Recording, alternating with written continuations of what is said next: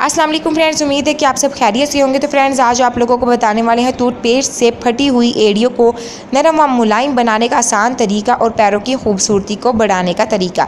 एड़ियों के फटने की शिकायत ख़वातीन को हर वक्त होती है, क्योंकि कुछ ख़वातीन की जल्द ख़राब होने की वजह से इनकी एड़ियाँ फट जाती हैं और कुछ ख़वातीन अपने पैरों का ख़ास ख्याल नहीं रखती, जिसकी वजह से उनकी एड़ियाँ फट जाती हैं। ऐसे में कई टोटके हमने भी आपको बताए हैं और आज हम आपको घर में मौजूद टूथपेस्ट से इस एक फटी हुई एड़ियों को नरम मुलायम बनाने का आसान तरीका बता रहे हैं।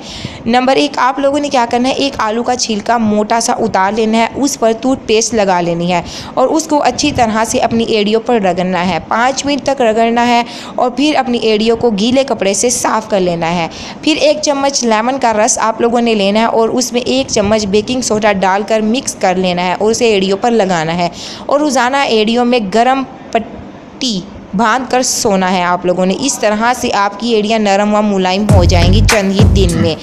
बहुत ही आसान सा टिप्स है, इसको दूसरों तक लाजमी शेयर कीजिएगा, खुद भी इस्तेमाल कीजिएगा। Thank you for watching my video.